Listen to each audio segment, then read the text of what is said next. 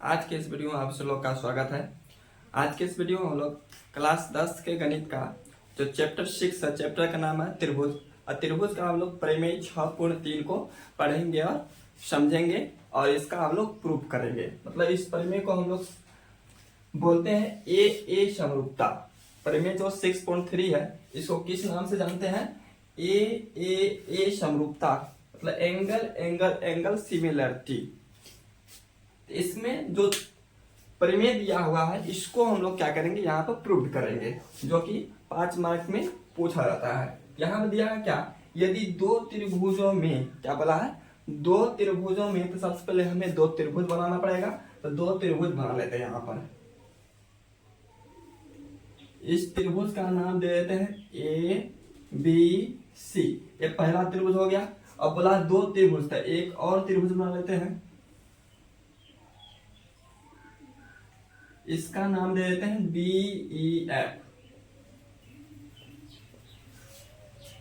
तो दो त्रिभुज बोला, इसमें एगो त्रिभुज का नाम दिया एबीसी, दूसरा त्रिभुज का नाम दिया क्या, डी ई एफ। और बोला इसमें संगत कोण बराबर हो। क्या बोला, संगत कोण बराबर हो। तो संगत कोण मतलब क्या, ए का संगत कोण क्या है, डी है, तो ए बराबर डी हो। बी का संगत कोण ई है तो बी बराबर ई, और सी का संगत कोण क्या है, एफ है, तो कोण सी बराबर कोण एफ। ऐसा वाला बात हो, उनकी संगत भुजाएं एक ही अनुपात में होती है, तो उनका जो संगत भुजा होगा, तो ए बी का संगत भुजा क्या, डी, और ए सी का संगत भुजा डी एफ, बी सी का संगत भुजा ई एफ। तो बोला संगत भुजाएं एक ही अनुपात में, मतलब समानुपाती होती है। यदि त्रिभुज का, ये दोनों त्रिभुज का संगत कोण बराबर हो, तो इनकी भुजाएं क्या होती है, एक ही अनुपात में होती है। मतलब A B by D equal to A C by D F equal to B C by E F. तीनों जो भुजा है संगत, तीनों भुजाओं का अनुपात क्या रहेगा, इक्वल रहेगा। और इसलिए ये त्रिभुज समरूप होते हैं। तो त्रिभुज के समरूप होने का दो कंडीशन होता है, पहला तो संगत कोण बराबर होना चाहिए, और दूसरा क्या होना चाहिए, संगत भुजाएं एक ही अनुपात में होना चाहिए। तो दोनों कंडीशन अगर हो जाएगा तो दोनों त्रिभुज क्या हो जाएगा, समरूप हो जाएगा। यहाँ पे एक कंडीशन हमें दे दिया है, क्या दे दिया, यदि दो त्रिभुजों में संगत कोण बराबर हो, बराबर होने के कारण क्या होता है, संगत भुजाएं भी समानुपाती होती है। अब संगत भुजाएं भी समानुपाती होते हैं। अब इसी बात को हमें क्या करना है, प्रूफ करना है। इसमें दिया क्या है, बोला यदि दो त्रिभुजों में संगत कोण बराबर हो, दिया क्या है, संगत कोण क्या है, बराबर है। तो दिया है, इसमें दिया है, क्या दिया, संगत कोण बराबर, मतलब ए बराबर क्या है, डी है, कोण ए बराबर कोण डी है, कॉमा कोण बी बराबर क्या है, कोण ई है, तो कोण बी बराबर कोण ई, तथा जो कोण सी है किसके बराबर है, कोण एफ के बराबर, तो कोण सी बराबर क्या दिया है, कोण एफ। संगत कोण बराबर हो तो उनकी संगत भुजाएं एक ही अनुपात में होती है। संगत कोण बराबर होता है, क्या होता है, उनकी भुजाएं जो होती है एक ही अनुपात में होती है, संगत भुजाएं। अब इसी बात को हमें क्या करना, प्रूफ करना। क्या करना, प्रूफ, मतलब हमें सिद्ध करना है, सिद्ध करना है। संगत भुजाएं क्या होगी, एक ही अनुपात में। ए बी बाय क्या हो जाएगा, डी, ए बी का संगत भुजा डी ई है, तो a B by D equal to क्या होना चाहिए, a C by D F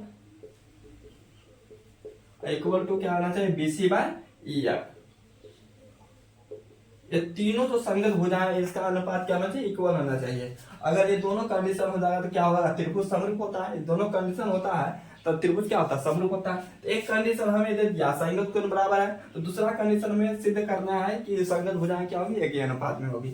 इसके लिए हमें कुछ रचना कर देना है। रचना में क्या करेंगे, ए बी के बराबर इसमें डी ई से काट लेंगे, और ए सी के बराबर डी एफ से काट लेंगे। तो यहाँ पर एक डी से जो काट रहे हैं, एक पार्ट काट रहे हैं डीपी, क्या कर रहे हैं, डीपी। डीई से डीपी भुजा काट लिया, जो किसके बराबर है, ए बी के बराबर, और डी एफ से काट लेते हैं डी क्यू, क्या काट लेते हैं, डी क्यू। इसका नाम हो गया पी क्यू, और दोनों को मिला देते हैं, तो एक त्रिभुज का दरम्यान हो गया ऊपर।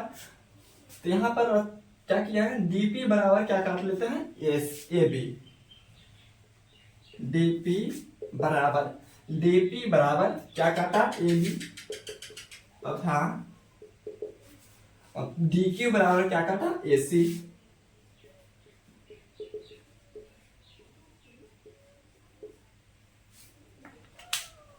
तो यहाँ से जो ट्रायंगल DEF था, इसमें DE भुजा से AB के बराबर एक भुजा काटे जिसका नाम दिया DP, और DX भुजा से DQ एक भुजा काटे जिस किसके बराबर है, AC के बराबर है। तो अब दोनों ट्रायंगल में देखा जाए ABC और DPQ में, इन दोनों ट्रायंगल में ABC और DPQ में, तो भुजा तो बराबर है, AB बराबर है DP, AC बराबर है DQ, और ए एंगल जो A है, एंगल जो D है, दोनों एंगल क्या है, इक्वल है। तो दोनों एंगल इक्वल है, इसलिए क्या हो जाएगा, दोनों क्या हो जाएगा, सर्वांसम हो जाएगा। यहाँ पर दोनों ट्रायंगल में चल जाते हैं ABC और DPQ में। त्रिभुज ABC और DPQ में, ऐसे में क्या सब मालूम है,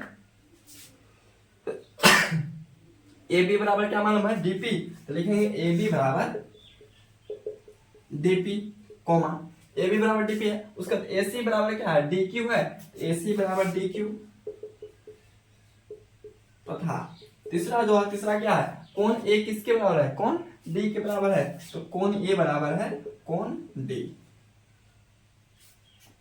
यहाँ से AB हो गया DP के बराबर, AC होगा D के बराबर, कोण A होगा कोण D के बराबर। यहाँ से देखिए E एंगल है यहाँ पर, E एंगल है यहाँ पर, E है भुजा, E है कोण, E भुजा, भुजा कोण भुजा, इसमें जो रूल लागू हो रहा है SAS, इसलिए दोनों ट्रायंगल SAS से क्या हो जाएगा, सर्वांसम हो जाएगा। इसलिए त्रिभुज ABC सर्वांसम, सर्वांसम त्रिभुज क्या हो जाएगा, DPQ, किससे हो जाएगा, SAS सर्वांग समता से।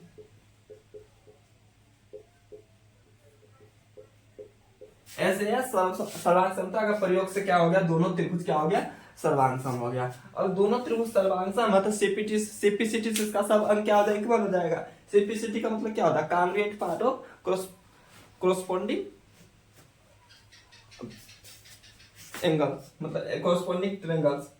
यहाँ पर CPCT से क्या हो जाएगा, कोण B कोण P के बराबर हो सकता है, क्योंकि कोण B का संगत कोण इसमें क्या हो जाएगा, कोण P हो जाएगा। कोरोस्पोंडिंग पार्ट क्या हो जाएगा, B का कोरोस्पोंडिंग पार्ट P हो जाएगा। तो कोण B बराबर हम लोग क्या लिख सकते हैं, कोण P लिख सकते हैं। इसीलिए कोण B बराबर क्या लिख सकते हैं, कोण P बराबर। अब कोण B बराबर कोण P, लेकिन हम लोग यहाँ पे देख रहे हैं कोण B किसके बराबर है, कोण E के बराबर। किसके बराबर है, कोण E के बराबर। तो बराबर क्या लिख सकते हैं, कोण E। तो कोण B पहले से ही था कोण E के बराबर, और यहाँ पर निकला है CPCT से कोण B बराबर कोण P, इसलिए कोण P बराबर क्या हो गया, कोण E। यहाँ से दोनों एंगल है कोण P और कोण E, दोनों क्या है, इक्वल है। दोनों इक्वल है, लेकिन दोनों को ध्यान से देखा जाए तो दोनों कौन सा कोण है, संगत कोण है। यह एक तिर्यक रेखा हो गया, ये दो रेखाएं हैं ऐसा, तो दोनों कोण क्या है, संगत है। तो दोनों संगत कोण है, परंतु कोण जो P है, कोण P और जो कोण E है, कोण P और कोण E कौन से कोण है, संगत कोण है।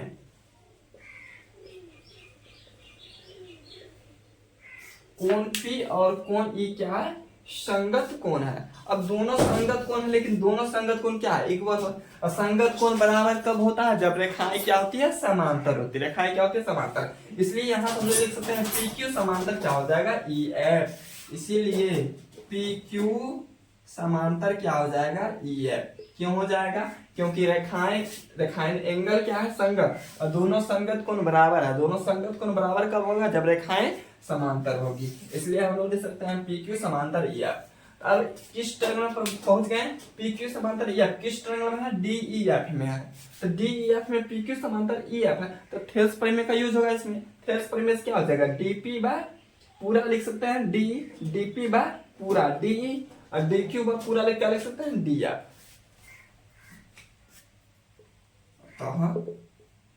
दोनों समांतर इसलिए क्या लिख सकते हैं, DP बाय P पूरा लिखना है, DP बाय पूरा DE, DP बाय पूरा DE बराबर किसके हो जाएगा, DQ बाय पूरा का नाम क्या है, DF, DQ बाय DF। अब इसको हम लोग ऐसा भी लिख सकते हैं डीपी किसके बराबर है, डीपी ए बी के बराबर है, तो डीपी की जगह ए बी पुट कर सकते हैं, तो ए बी हो गया डी बराबर। अब डी क्यू किसके इक्वल है, डी क्यू है एसी के इक्वल है, हम लिख सकते हैं एसी डिवाइड बाय क्या है डी एफ। इसका नाम देंगे इक्वेशन नंबर 1। क्या देंगे इक्वेशन नंबर 1। यहाँ से ए बी बाय डी पहला संगत भुजा का ratio, AC by D F पूरा दूसरा संगत भुजा का रेशियो, दोनों क्या है इक्वल। अगर ए बी बाय डी इसके बराबर हो जाए, बीसी बाय ई एफ के बराबर हो जाए, तो उस इक्वेशन से और इस इक्वेशन से दोनों क्या हो जाएगा, तीनों क्या हो जाएगा इक्वल हो जाएगा, क्योंकि इसके बट्टे ई बराबर है इसके बट्टे ई, और इसके बट्टे ई जो निकलेगा इसके बट्टे ई के बराबर आ जाएगा, तो क्या हो जाएगा पूरा पूरी क्लियर हो जाएगा। अब इसी प्रकार हम लोग देंगे, फिर से बनाएंगे नहीं, इसी प्रकार अगर इस भुजा को इतना नहीं काटा जाए, मतलब ए बी के बराबर इसमें से इधर से काटा जाए और BC के बराबर इधर से काटा जाए, तो S इधर बन जाएगा, इसमें क्या हो जाएगा ए बी बट्टा DE बराबर का निकल जाएगा BC बट्टा EF निकल जाएगा। तो सेम इसी रूल का प्रयोग करके उसको हम निकाल सकते हैं, लेकिन फिर से उसको निकालना नहीं है, हम लोग लिखेंगे इसी प्रकार जैसे ऊपर बनाए हैं, यहां से यहां तक सेम टू सेम इसी प्रकार करना है, लिखेंगे इसी प्रकार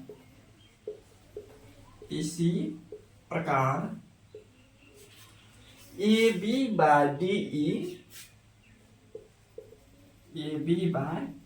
ई इक्वल टू क्या होगा, A B by D E equal to क्या होगा, B C by E F equal to B C by E F. इसका नाम देंगे इक्वेशन नंबर 2। क्या देंगे इक्वेशन नंबर 2। अब 1 और 2 से चल जाते हैं, किस किस इक्वेशन से, इक्वेशन 1 और 2 से, इक्वेशन 1 एंड 2।